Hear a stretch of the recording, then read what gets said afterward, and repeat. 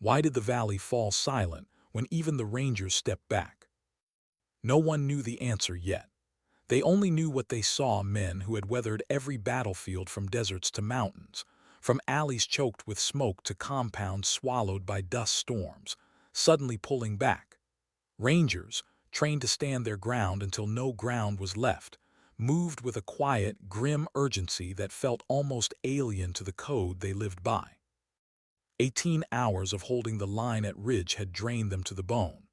Ammunition was low, blood seeped through combat gauze that couldn't be changed fast enough, and helmets sat crooked over faces hollowed by fatigue.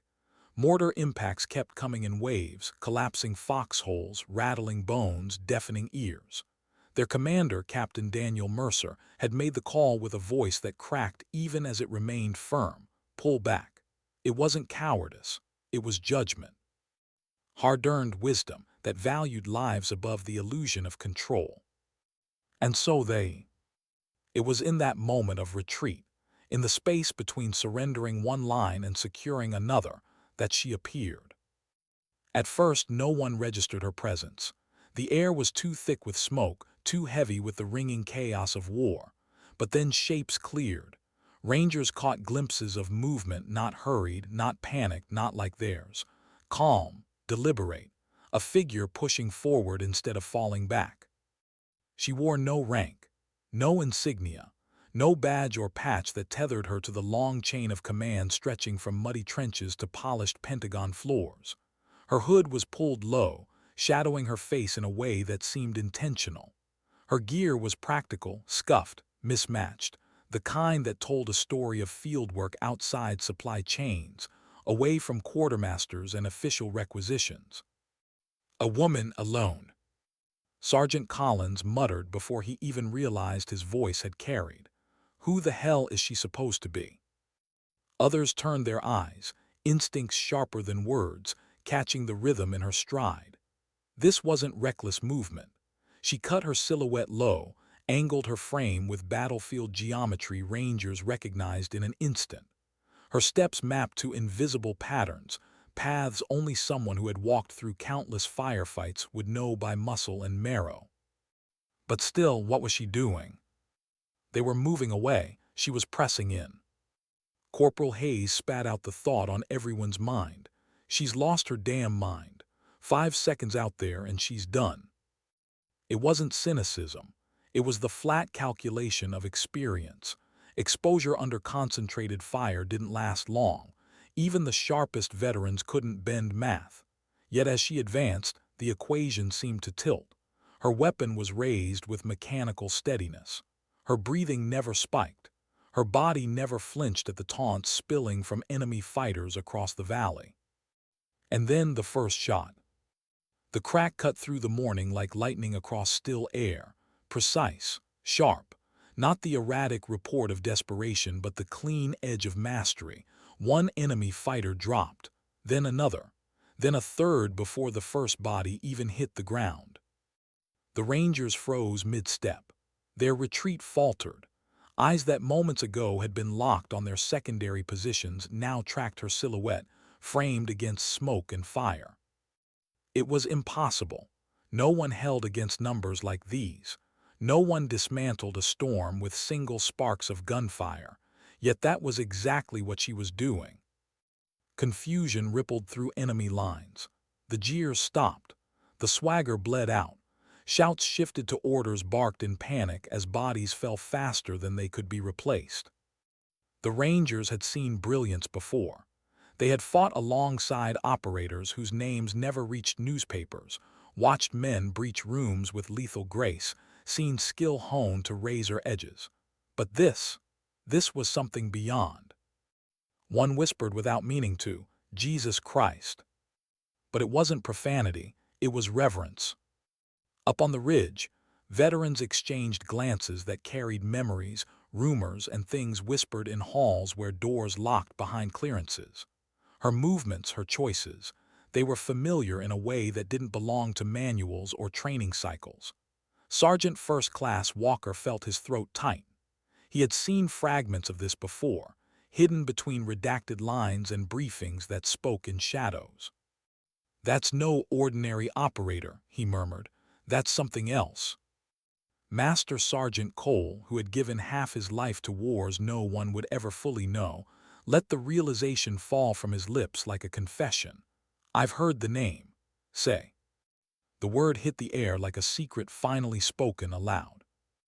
Below she pressed forward, not fast, not reckless, just steady, calculated, the kind of steady that made enemies crumble long before bullets touched them. Fear spread among their ranks not from explosives or overwhelming firepower, but from the silence she carried like a weapon sharper than steel. She spoke no slogans. She didn't rally or command. She didn't even glance back to acknowledge the men watching her. Every ounce of her energy funneled into the cold discipline of precision. And yet under that silence, something deeper lived. Because silence isn't absence, it's weight. Every ranger who saw her that morning would later say the same thing. It wasn't just her skill that broke the enemy. It was what she carried inside, a history etched into her eyes, regrets and decisions that couldn't be explained by rank or medals. There was something in the way she moved, not the coldness of detachment but the heavy grace of someone who had walked this road too many times, who had traded pieces of herself for survival and kept walking anyway. No ranger dared to interrupt her path, not with questions, not with warnings, not even with offers to cover her flank, because something about her presence said clearly, "This is mine." And so they watched. Every shot landed with merciless finality. Every angle she cut preempted movements before they began. She seemed to bend the rhythm of the fight itself, rewriting tempo, dictating flow. Enemies began to break. Some fled. Others fired wildly, desperation eating precision alive. What had been a coordinated assault, one that had cracked an elite company, now unraveled into fragments, scattered by a single woman's silence. And the strangest part wasn't what she did. It was how she carried it. No thrill, no pride, no glory. Only duty. Only the kind of cold determination that grows when you've seen too much, lost too much, and still step forward because turning back is a weight you refuse to carry. When the last echoes faded, when the valley quieted under the trembling sky, she stood at the center of ground remade. Smoke curled, blood soaked into soil, vehicles fled into distance. And she lowered her weapon, not in triumph but in simple, quiet confirmation. It was done. Her head lifted slightly. Eyes scanned the horizon with an awareness so ingrained it looked like instinct.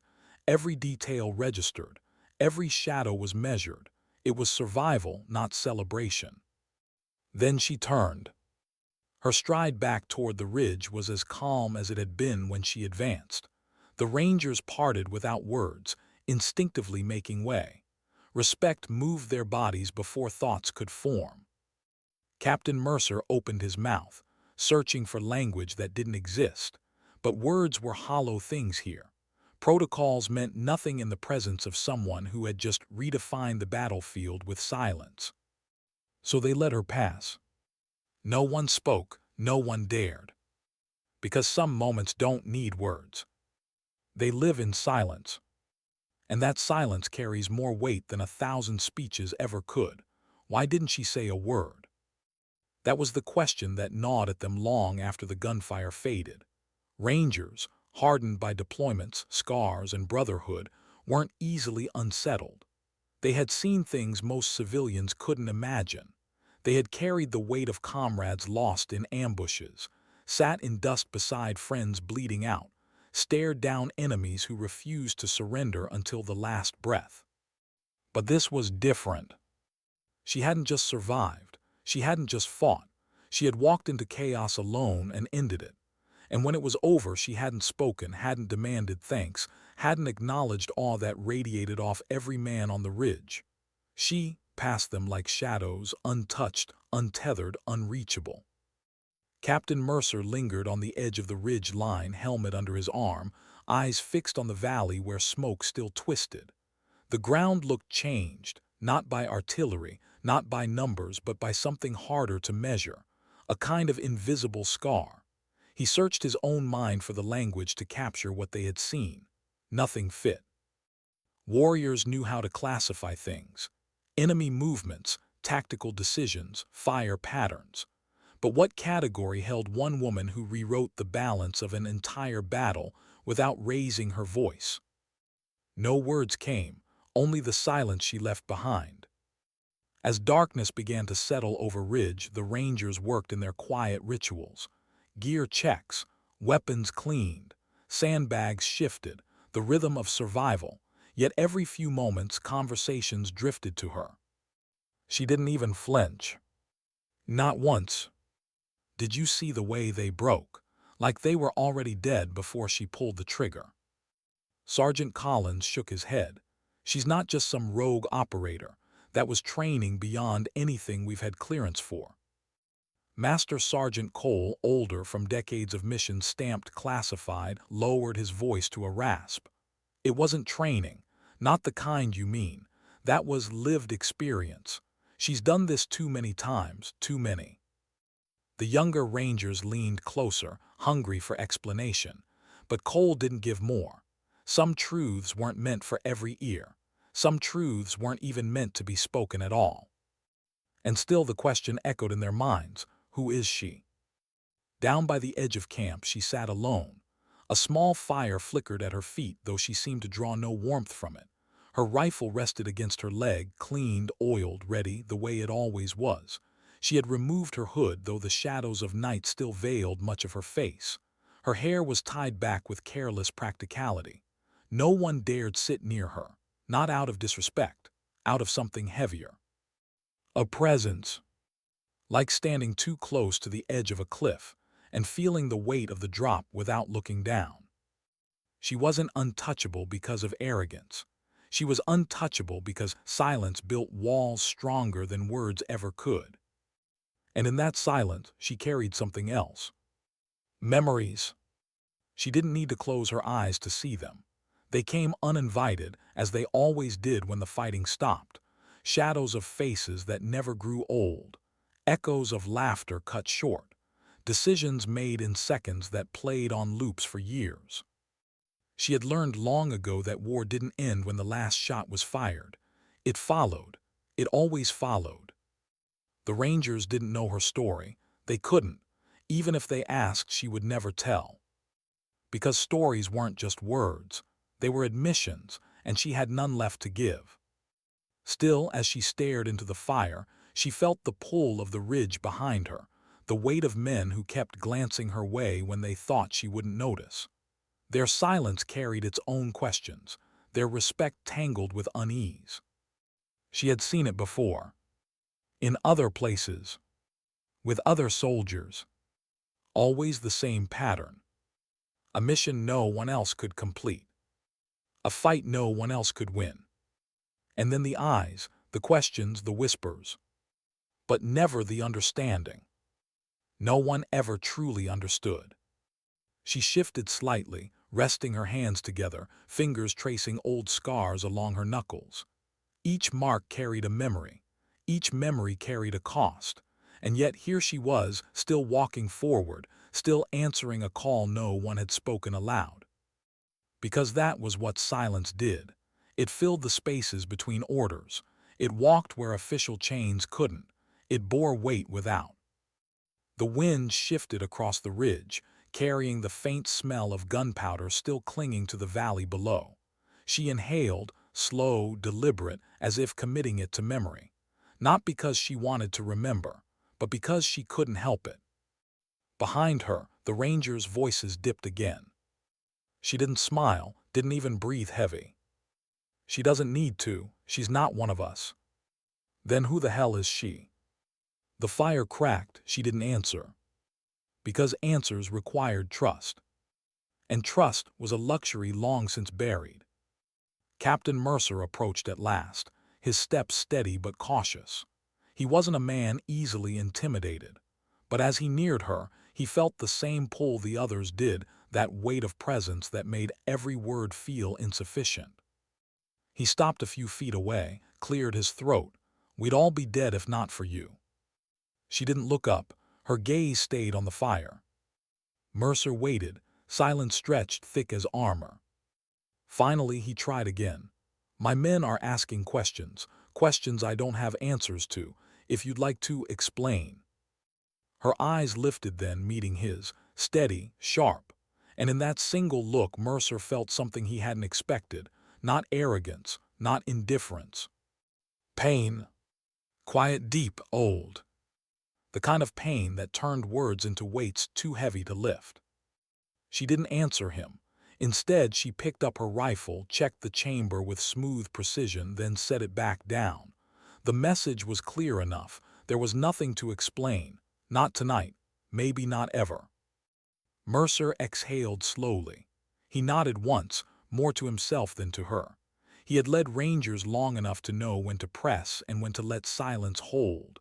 This was silence that demanded respect. So he stepped back, left her alone with the fire, the rifle, and the ghost she carried.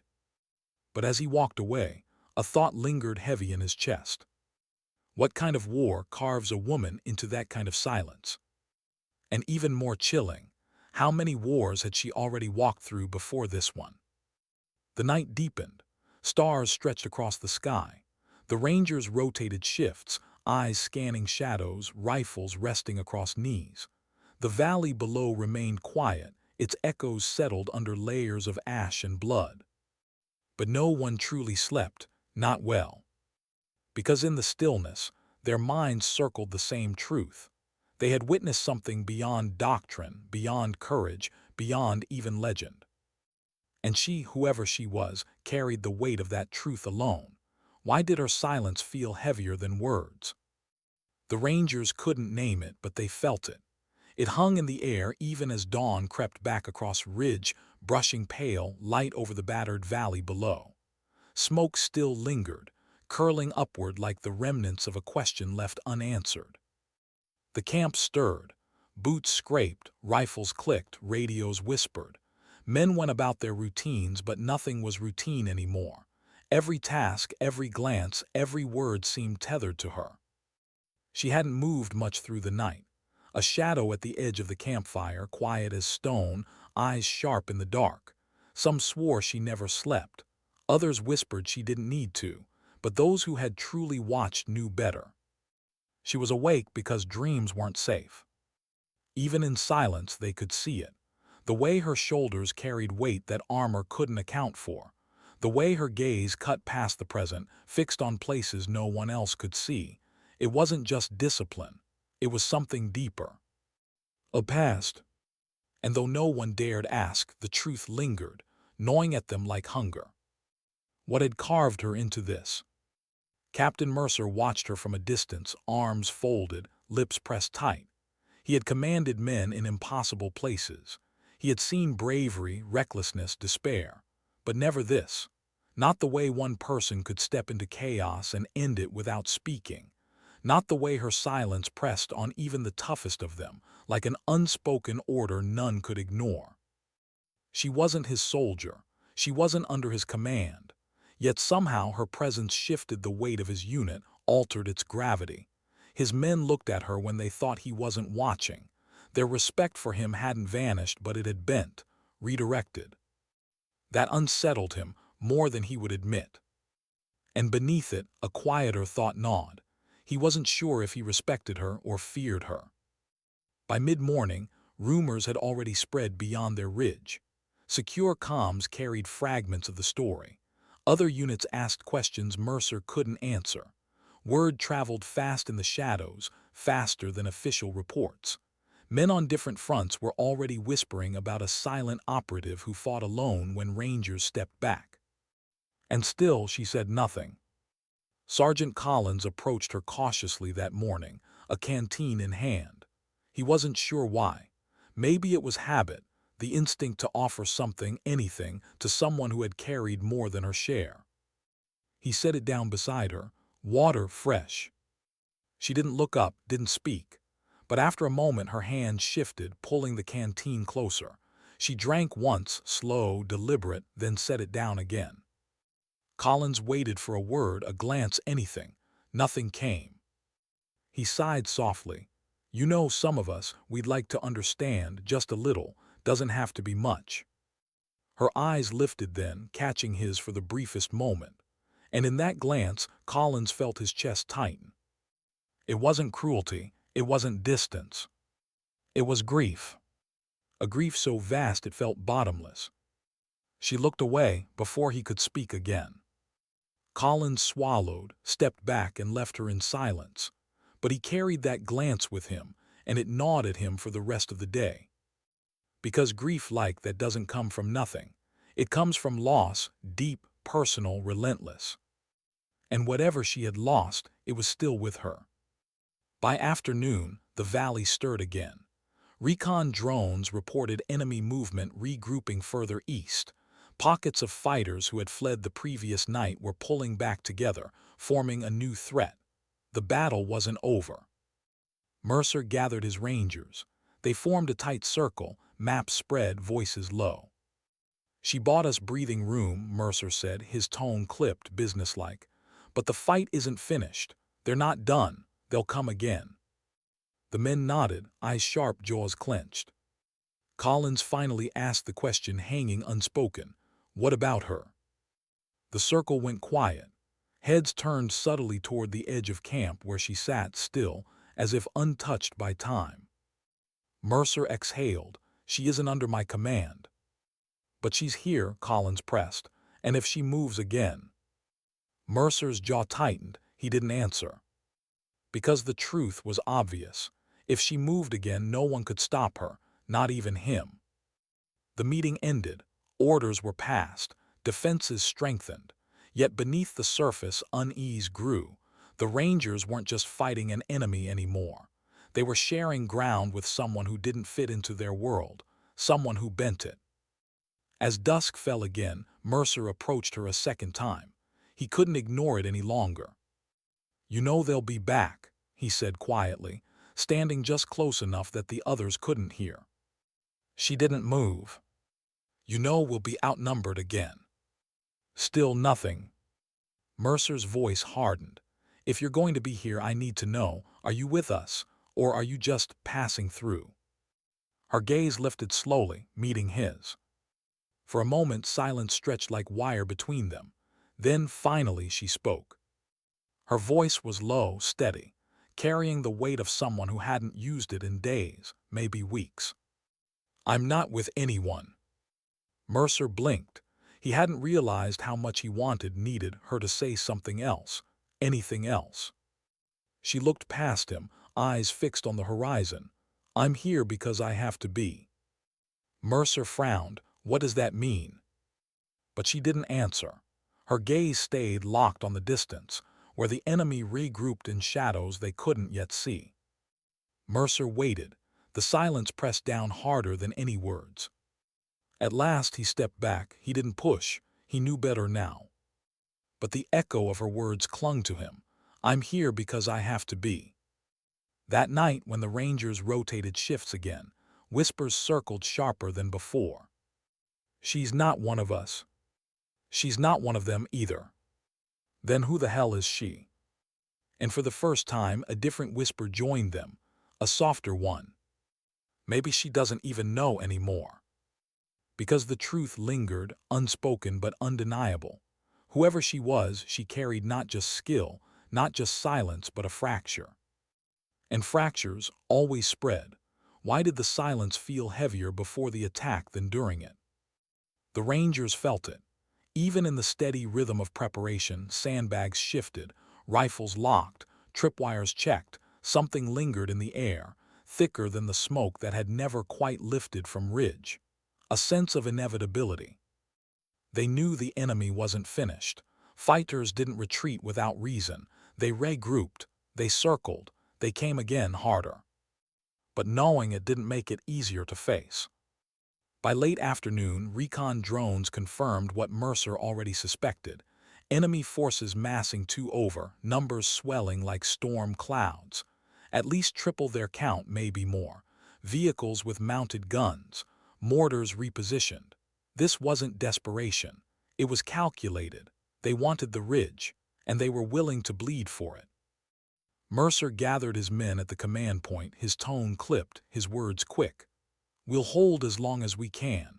Secondary fallback remains Alpha Sector. Rotate ammo, double-check optics, conserve rounds. When they hit, they'll hit heavy." The men nodded. No questions, no hesitation. That was Ranger discipline. But under the surface, something else stirred, because every man in that circle had seen her and knew she was out there still. Sitting at the edge of camp, silent, waiting. They didn't know if she was with them or apart from them. Didn't know if she'd move again or let them fight alone. And strangely, that uncertainty pressed harder than the approaching enemy. Mercer's eyes flicked toward her as the briefing ended. She hadn't looked up once. Not when he spoke. Not when his men moved. She just sat, rifle balanced across her lap, gaze fixed on the horizon as if she'd been waiting for this moment longer than they had. When night fell, it came fast. The valley turned black, shadows swallowing ridges, the only light a thin line of moon and the dull glow of burning wrecks left from the day before. The air grew colder, sharper, each breath carrying a metallic bite. Then came the first sound. A single mortar round, arcing high, descending slow, exploding into fire and dirt just beyond their outer defenses. The ground shook. Echoes rolled across the ridge. The Rangers stiffened, fingers tightened on triggers, eyes scanned darkness. And then the storm broke. Gunfire lit the valley in jagged flashes. Dozens, maybe hundreds of rifles. Heavy machine guns opened in rhythm, rattling night air with deafening percussion. Mortars thudded in arcs, dirt and fire erupting along the perimeter. The enemy surged like a tide, shadows spilling forward, their shouts carried high above the roar of battle. The Rangers answered. Rifles cracked. Grenades thumped. Commands barked through radios. They fought with discipline, precision, but even precision couldn't erase numbers. The valley swarmed with movement. Mercer shouted orders, voice strained but steady. Hold positions, conserve rounds, shift fire to the flanks. Another explosion cut him off, dirt spraying across his faceplate. He spat grit, raised his weapon, fired into the dark. But in the chaos, in the noise, in the relentless crush of enemy fire, one detail cut through clearer than all the rest. She was gone. The place she had sat at the edge of camp was empty. Mercer's chest tightened. He scanned the lines, searching for her silhouette, cursing himself for caring, cursing himself for noticing. But before the thought could finish, before panic could spread, the valley answered for him. Her rifle spoke. Sharp, measured, unmistakable. The cracks cut clean through chaos, each one exact, each one final. Enemy fighters dropped mid-charge, their bodies tumbling through shadows. And just like before, panic rippled through their ranks. She had moved into the valley again, alone. The Rangers caught glimpses between muzzle flashes. Her form low, her stride steady, her rhythm untouched by the chaos that drowned lesser men. She slipped through fire like it bent around her, chose angles before the enemy knew they were exposed, dismantled their charge with mechanical precision. God Almighty, Collins whispered between bursts of fire, she's doing it again. But Mercer didn't whisper. His jaw locked, teeth grinding as he watched her cut into the enemy line like a blade through cloth. It was awe, yes, but buried beneath it, something sharper. A question that burned hotter with every shot she fired. How many times has she done this? Because no one moved like that without history. No one bore silence like that without scars. And in the brief flashes of her profile illuminated by gunfire, he saw them. Her eyes. They weren't the eyes of someone chasing glory. They weren't even the eyes of someone surviving. They were the eyes of someone carrying ghosts. And for the first time, Mercer wondered if she wasn't fighting the enemy at all, but herself. The battle surged harder. The enemy pressed, regrouped, poured fire in volleys. The Rangers held, lines strained but unbroken, their morale strangely bolstered by the ghost moving in shadows ahead of them. She didn't lead them. She didn't speak to them, but somehow her presence bled into their will, bracing it, sharpening it. Every man fought harder, every man dug deeper. Because if she could walk into the fire alone, then none of them had the right to falter. But even legends bled. Collins spotted it first, a stagger in her movement, so subtle it might have been terrain. But he knew better. His gut twisted as her silhouette dipped, steadied, then pressed on. "She's hit," he muttered, voice tight. Mercer snapped his gaze toward her, catching the faintest dark smear against her side as she shifted in firelight. Blood. But she didn't stop, didn't slow, didn't retreat. If anything, her movements grew sharper. And that was when Mercer understood something he hadn't before. She wasn't out there because she believed she could survive. She was out there because she didn't care if she didn't. The realization hit like cold steel against his chest, and with it came another thought, one he wished he could silence but couldn't. What if this fight wasn't her redemption? What if it was her punishment? The night dragged on, a blur of noise and fire until at last the tide broke. The enemy shattered under their own fear. Their charge collapsed, their mortars silenced, their retreat frantic, chaotic. The valley, once alive with chaos, sank into a silence deeper than before. The Rangers held. But she didn't return right away. For long minutes after the gunfire ceased, they saw her still moving through the valley, checking, confirming, ensuring every threat was truly gone. Only then did she turn, her form shadowed, her pace steady, the blood at her side dark against her gear. The Rangers parted again as she approached, instinctive, silent. She passed them without a word, without a glance, without acknowledging the awe or the fear she left in her wake. Mercer stepped forward once, words catching in his throat, but they died there. Because what language could carry weight equal to what they had just witnessed? She vanished into the shadows beyond their camp, alone. And the men who had faced death more times than they could count whispered in the dark about a truth none dared admit aloud. She wasn't just fighting for them. She was fighting something none of them could see. And that something might consume her long before the war did. Why didn't she take the praise? The Rangers asked themselves that as the valley settled back into uneasy quiet. They had held the ridge through another storm. Their lines had bent but not broken. Yet the woman who had tilted the battle's balance had disappeared again, slipping into shadows without thanks, without recognition. No soldier could walk away from a fight like that untouched, and yet she did. Not untouched in body, because the blood on her side was proof enough of that, but untouched in spirit, or at least that's what she wanted them to think. The truth was different.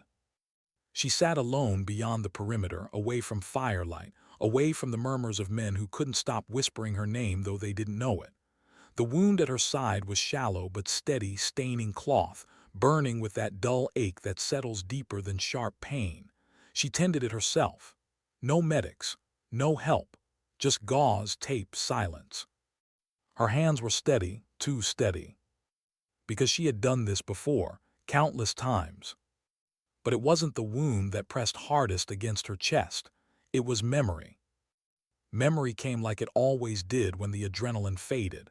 Not in words, not even in full images, just fragments. A boy's laughter. A girl's hair in braids. A voice calling her name in the dark. The smell of dirt and iron mixed together. And then the silence that followed. Always the silence. She closed her eyes just for a moment. The weight of it pressed heavier than the bandage she tightened. She had carried this for years, across continents, across missions no one would ever speak of. It followed her like a shadow she could never outpace. The Rangers didn't know. They couldn't. They saw skill, precision, silence. They didn't see the fracture. But fractures always show, eventually. Back at the ridge, conversations circled. Collins leaned against sandbags, voice low. She's not just trained, she lived through something else. You saw the way she moves. That isn't just discipline, that's survival. Walker nodded grimly. I've seen it before, not often, but enough. People like that, they've lost something, and once you lose enough, fear doesn't stick anymore. Cole exhaled through his nose. Fearless? No, not fearless. Worse, someone who stopped caring if they make it back. The younger men fell silent at that, because that was the one thing they couldn't understand. Rangers fought to win, fought to bring each other home, fought with the hope that survival mattered.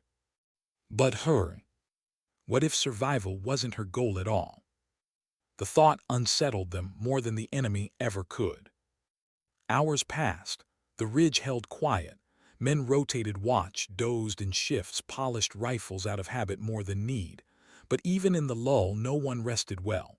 Their minds circled back to her silence, to the question none dared voice aloud. What drives someone to walk alone into hell and not stop until it bends? Near midnight, Mercer sought her out again. He found her where he expected, at the perimeter, alone. The valley stretched wide below. Her figure still, her rifle propped at her side. He stopped a few feet back, not close enough to intrude, but close enough for his voice to carry. "You're hurt." She didn't turn. "It's nothing." Mercer studied her in the pale wash of moonlight. The angle of her shoulders, the tension in her jaw, the steadiness in her eyes that didn't quite hide the exhaustion beneath. "You keep saying nothing," he murmured, "but nothing doesn't bleed." Her lips twitched, almost a smile, but not quite. "You should worry about your men, not me." "I do," Mercer said quietly, "but they're worried about you, even if they won't say it out loud." Her head tilted slightly, as if the thought surprised her, but she didn't answer. Mercer hesitated, then stepped closer. "I've led rangers long enough to know when someone's carrying weight heavier than their gear. You're carrying something, something that doesn't let you stop." Her jaw tightened. For a moment he thought she would stay silent, but then slowly her voice came, low and measured. "There was a village." Mercer froze. The words weren't much, but they were more than she'd given before. He said nothing, waiting. She inhaled, slow, deliberate, like the act of speaking cost her. "It wasn't on any map, not one anyone cared about. Just dirt, fields, children chasing goats." Her voice faltered. She pressed her lips together, swallowed. Then came the fire, men with rifles, trucks, orders no one questioned. They burned it, burned everything. Mercer's chest tightened. He'd seen it before, too many times. "I was there," she whispered. "I was supposed to stop it, I didn't." The silence that followed was heavier than any explosion. Mercer felt it press against his ribs, against his throat. He wanted to speak, to offer something, anything, but no words could bridge that kind of fracture. Her eyes stayed fixed on the valley, hard, unblinking. "You ask why I walk into fights alone. That's why, because I couldn't save them, and I'll never stop trying to pay for it." Her voice broke then, just slightly, the smallest crack in iron. "I see their faces every time. The children, the mothers, the ones who screamed, the ones who didn't have time to." Her breath hitched. Her hand tightened on the rifle beside her. "And silence, silence is all I have left of them." Mercer's throat burned. He wanted to reach out, wanted to tell her no soldier could carry that forever, that she didn't need to bear it alone. But he didn't, because he knew the truth. She wouldn't let him. She wouldn't let anyone. And so he stood in silence beside her, the only offering he could give. Not words, just presence. For a long while they stayed like that. Two silhouettes against the moonlit ridge, the valley stretching wide and empty below. When Mercer finally turned back toward camp, he knew one thing with sharp certainty. She wasn't just fighting wars. She was fighting ghosts. And ghosts don't die easy. Why did the gunfire sound like screams? She knew it wasn't real. She knew it was the snap of rounds cracking through air, the dull thud of mortars chewing dirt, the percussion of machine guns in rhythm. But in her ears, in her memory, it was something else. The firestorm of a village burning, children crying, women pleading, silence swallowing them when flames did. Ridge erupted again before dawn. The enemy came harder, more organized, determined to erase the stain of their last failure. Trucks rolled in with mounted guns. Mortars traced arcs against the gray horizon. Shadows swarmed across the valley floor, moving with a discipline that felt less like desperation and more like vengeance. The Rangers braced. Mercer barked orders into radios, his voice sharp, cutting across the chaos. Positions were reinforced, fields of fire marked, every man knowing this could be the day the ridge finally fell. And then she moved. No hesitation, no glance for orders, no word spoken. She rose from where she had sat all night, rifle already in hand, and walked toward the edge of camp. The Rangers tensed, some calling after her not to stop her, but because they couldn't believe it was happening again. She's going out there. She's insane. She's... But no one finished, because every man remembered the last 2 times. She slipped into the valley as though she belonged to it. Gunfire lit her silhouette in flashes, crouched, balanced, steady. Each round she fired cut through the chaos, carving holes in the enemy line. But this time, the Rangers saw something different. Not in her aim, not in her precision. In her eyes. Through scopes, through the split-second glimpses of firelight, they saw it: flashes, fractures, ghosts. She wasn't just shooting enemies. She was seeing others. Her gaze didn't track the men charging her position. It tracked something deeper, something behind them, something none of them could see. And the shots came faster, sharper, more desperate. Mercer's gut clenched as he watched. It wasn't just control this time. It was compulsion. "Damn it," he muttered under his breath. Because now he understood. She wasn't fighting them. She was fighting the village, fighting the night that had carved her silence, fighting the screams that still woke her when she closed her eyes. Every enemy she dropped was another face she hadn't saved. Every shot was another scream silenced too late. The Rangers fought harder than ever, their lines braced by the strange power of her presence. But they felt the fracture now. They saw it in the stagger of her movement when mortars landed too close, in the way her rifle snapped faster than discipline allowed, in the raw edge of grief sharpening her precision into something almost inhuman. "Captain," Collins shouted over the gunfire, "she's gonna burn herself out." Mercer's jaw clenched. His instinct screamed to order her back, to pull her into cover, to protect what little strength she still had. But he knew orders meant nothing to her. She didn't fight for him. She didn't fight for them. She fought for ghosts. The battle raged for hours. The enemy pressed harder, then faltered, then pressed again. The valley turned into a furnace of smoke and blood. Rangers fell, wounded, dragged back by brothers who refused to let go. Medics worked under fire, hands shaking, gauze soaked. And through it all, she kept moving. Every time they thought she would fall, she steadied. Every time they thought she would break, she pressed forward.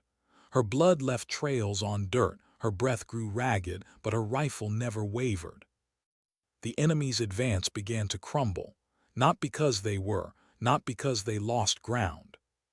Because they were afraid. They had seen many things in war, but they had never seen one woman tear apart a charge with silence, her face unreadable, her movements relentless, her precision breaking their will more than their bodies. By mid-morning the valley was theirs again. Smoke curled, the enemy fled, the ridge held. But she did not stand in triumph. She collapsed to one knee, her rifle digging into dirt, her breath heaving. The Rangers whooped, shouted, pounded each other's backs, but their eyes kept pulling toward her. The victory felt hollow, fragile, because they saw it now. They saw the cost. Mercer broke first. He strode down from the line, boots crunching over broken ground, his chest burning with words he couldn't contain anymore. When he reached her, she didn't look up. Her head hung low, strands of hair falling loose from her braid, her hands still gripping her rifle like a lifeline. "You can't keep doing this," he said, his voice rough, louder than he meant. Her shoulders lifted with a breath, but no answer came. Mercer stepped closer, kneeling beside her. "You're killing yourself out here, I see it. My men see it. Hell, the enemy sees it. You think you're paying some debt. You think bleeding yourself out fight by fight makes it right." Finally, her eyes lifted, and the weight in them silenced him. Because he was right, and she knew it, but knowing didn't change it. Her voice came soft, barely audible over the wind. "I don't care." Mercer felt his chest tighten. "You should." She shook her head slowly, eyes locked on the valley. "I care about them." "The Rangers," Mercer pressed. Her lips trembled. "The ones I couldn't save." Mercer closed his eyes. The words cut deeper than shrapnel. When he opened them again, he let the anger fall away. What replaced it was heavier, sadder. "You can't fight ghosts forever," he said. Her gaze stayed on the valley. "I can try." Silence stretched between them, not the silence of calm, the silence of truths too heavy to carry but too sharp to set down. Finally Mercer stood. His men needed him, the ridge needed him, and she would not take what he offered, not yet. He left her there, kneeling in the dirt, her rifle steady even as her body trembled, her ghosts whispering louder than the wind. That night the Rangers didn't whisper as much. They didn't speculate, didn't question. They knew enough now. Enough to understand she wasn't a legend. She was broken. And somehow that made her even more terrifying. Why did the quiet before the storm feel worse than the storm itself? The Rangers felt it that evening.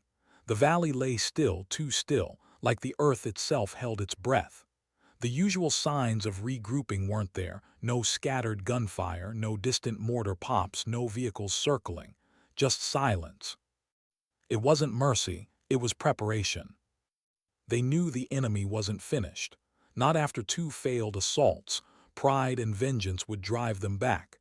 This time heavier, this time desperate. Captain Mercer walked the perimeter with a weight he couldn't shake.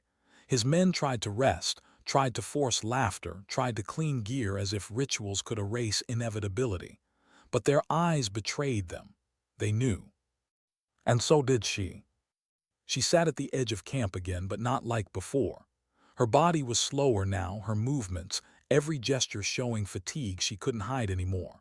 The wound at her side was bandaged, but blood had seeped through. Her face was pale under firelight, her eyes sharp but shadowed.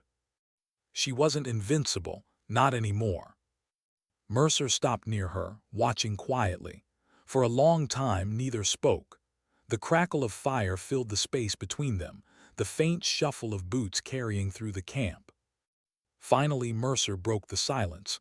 "They'll come again, you know that." Her gaze stayed fixed on the valley. "Yes. This time they'll throw everything they have. If they take this ridge, they break through to the towns below. Civilians." She blinked once slowly. "I know." Mercer studied her.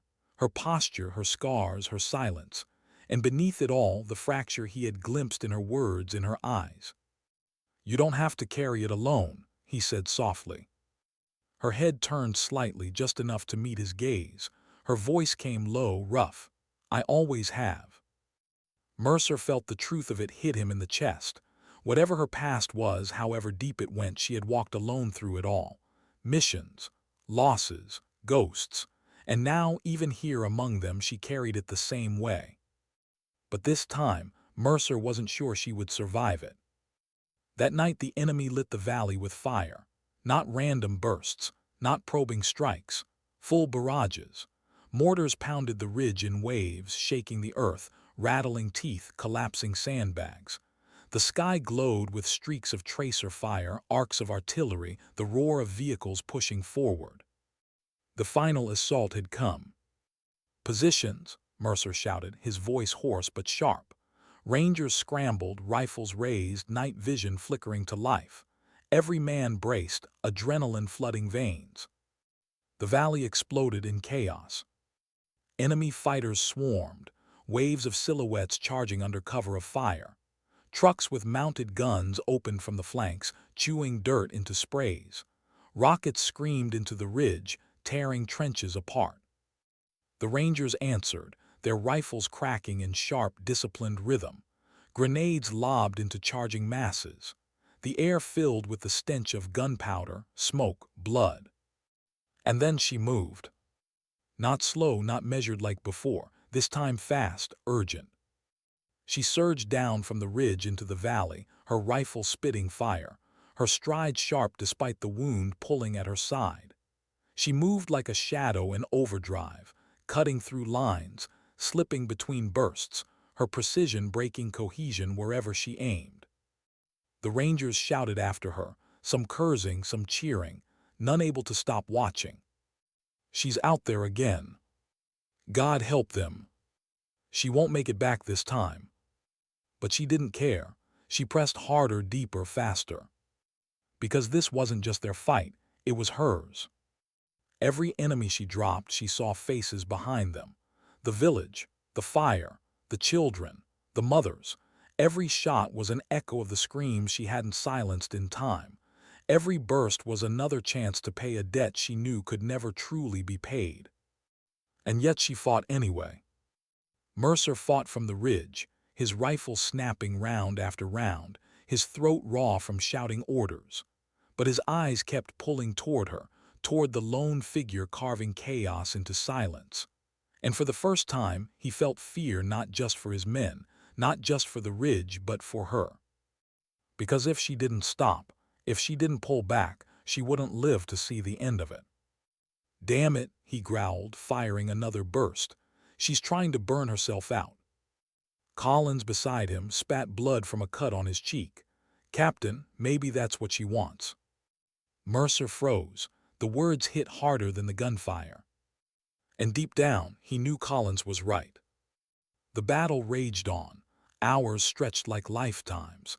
The enemy poured everything forward, their numbers endless, their will sharpened by desperation. But every time they gained ground, she cut it away. Every time they surged, she broke them apart. She bled more now, her movements staggering, her rifle shaking, but still she pressed on. The Rangers fought with renewed ferocity, their morale tied to her like a lifeline. They couldn't let her fall, not after what they'd seen, not after what she'd carried. By dawn, the valley was unrecognizable. Smoke choked the air. Bodies littered dirt. Vehicles burned, flames licking sky. And the enemy, what remained of them, fled. The ridge held. But she did not rise. Her body lay near the center of the valley, rifle still clutched in her hand, her face streaked with blood and dirt. The Rangers broke discipline, pouring from their lines, sprinting down the ridge. Mercer led them, his chest pounding, his throat dry. When they reached her, they found her breathing shallow, ragged but alive. Mercer dropped to his knees beside her, hands shaking as he pressed against her wound. "Stay with me. Do you hear me? Stay." Her eyes flickered open, glassy, unfocused. For the first time, her lips curved into something faint, not quite a smile, not quite a grimace. Her voice came in a whisper, barely carried over the chaos. "They're quiet now." Mercer froze, his chest clenched. He knew she wasn't talking about the valley. She was talking about the ghosts. And for the first time, they were silent. Why did silence feel heavier in victory than in defeat? The ridge was theirs. The valley lay still beneath the pale morning sun, smoke curling from blackened craters, wrecked vehicles smoldering like broken bones. Crows circled overhead, their wings cutting across the sky in lazy arcs, as though indifferent to the carnage below. The enemy had fled. What remained of them scattered into the hills, leaving behind their dead, their weapons, their pride. The assault had failed. The Rangers had won. But no one cheered. They stood scattered across the ridge and the valley floor, rifles slung low, eyes hollow, breaths heavy. Victory didn't taste like triumph.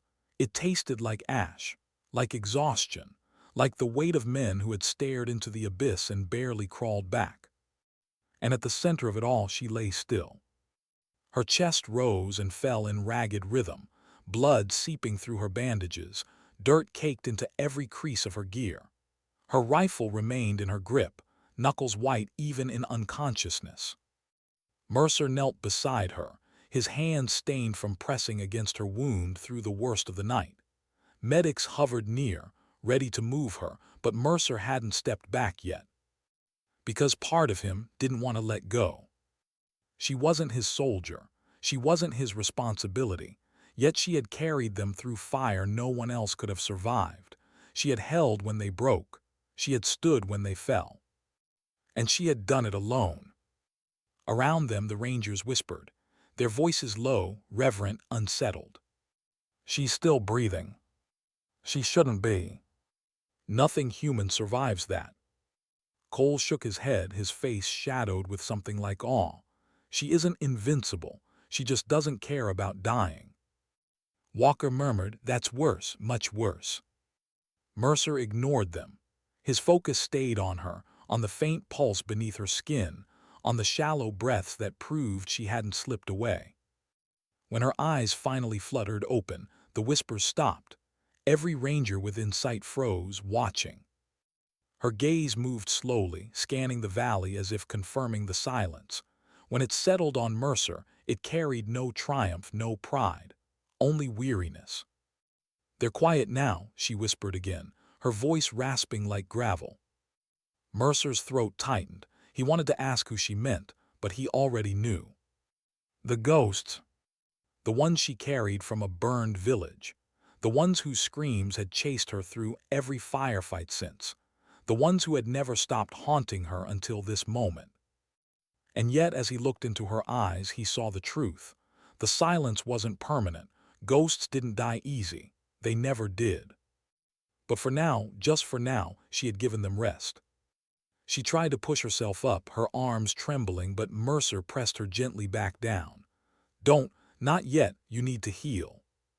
Her lips curved faintly, a ghost of a smile. I don't heal. Mercer's jaw clenched. Then rest, that's an order. Her eyes flickered, almost amused, almost pained. I don't take orders. And with that, her lids closed again. Her breathing slowed, steadied. Sleep pulled her under, the first real sleep she had allowed herself in years. The Rangers shifted instinctively, forming a loose perimeter around her, not by command but by instinct. Protection. Respect. They had seen many things in war, bravery, cowardice, sacrifice, but they had never seen this. And they knew they never would again. That night, as they fortified the ridge for whatever battles lay ahead, their conversations circled back to her, as they always did. She doesn't fight for medals. She doesn't fight for us. She fights for something we'll never understand. Collins leaned back against a sandbag, staring into the dark. That's the point. She carries it so we don't have to. Silence followed his words. Not agreement, not disagreement, just silence. Because they all knew he was right. Mercer sat alone near the fire, his thoughts heavy. He had led men through missions that broke them, missions that demanded more than any human should give. But this was different. She had given more than herself.